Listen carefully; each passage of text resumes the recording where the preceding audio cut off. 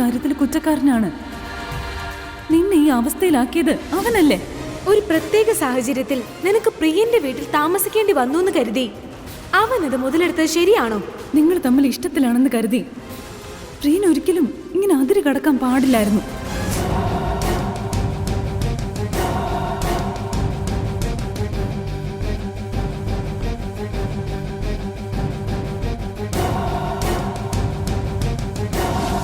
നിങ്ങൾ എന്തൊക്കെ കാരണങ്ങൾ വേണമെങ്കിലും നിരത്തിക്കോളൂ.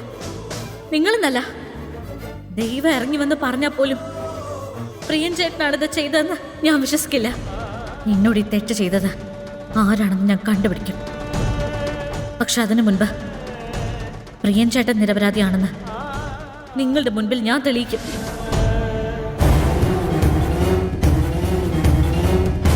പ്രിയൻ ചേട്ടനല്ല എൻ്റെ അവസ്ഥയ്ക്ക് കാരണക്കാരനെന്ന് മീരയുടെ ആയിഷയുടെ മുന്നിലെങ്കിലും എനിക്ക് തെളിയിക്കണം.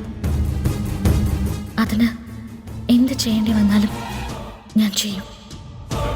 പ്രിയൻ ചേട്ടൻ ഈ പരീക്ഷണത്തിൽ ജയിക്കുമെന്ന് എനിക്ക് ഉറപ്പാ.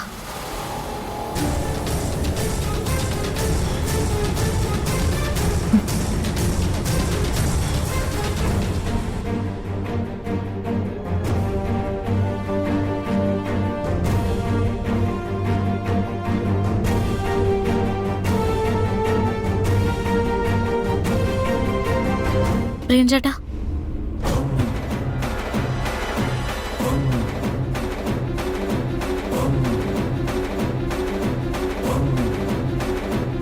എന്താ? എനിക്ക് പ്രിയൻ ചേട്ടനോട് കുറച്ച് കാര്യങ്ങൾ സംസാരിക്കാനുണ്ട്. അതിനെന്താ, പറഞ്ഞോളൂ. കുറച്ച് ദിവസമായിട്ട് ഞാൻ പ്രിയൻ ചേട്ടനോട് മര്യാദയ്ക്കൊന്ന് സംസാരിക്കാറ് പോലും ഇല്ലല്ലോ. എനിക്ക് പ്രിയൻ ചേട്ടൻ്റെ തോളിൽ ചാരിയിരുന്ന് മനസ്സ് തുറന്ന് സംസാരിക്കണം. ഇപ്പോഴോ?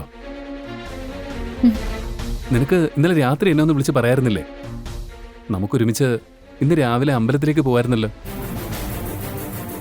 അമ്പലത്തിൽ വെച്ച് സംസാരിക്കേണ്ട കാര്യമല്ലേ ഇത്?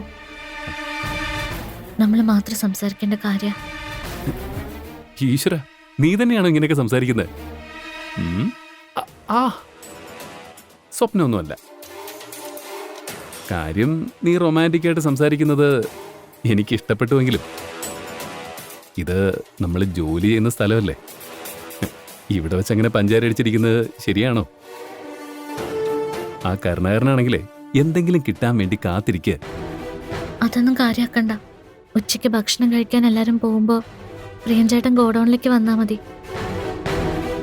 ഞാൻ പ്രിയൻ ചേട്ടന് വേണ്ടി കാത്തു നിന്നോളാം. നമുക്ക് അവിടെ വെച്ച് സംസാരിക്കാം. ശരി, എനിക്കും നിന്നോട് ഒരുപാട് കാര്യങ്ങൾ സംസാരിക്കാനുണ്ട്. പാർവതി,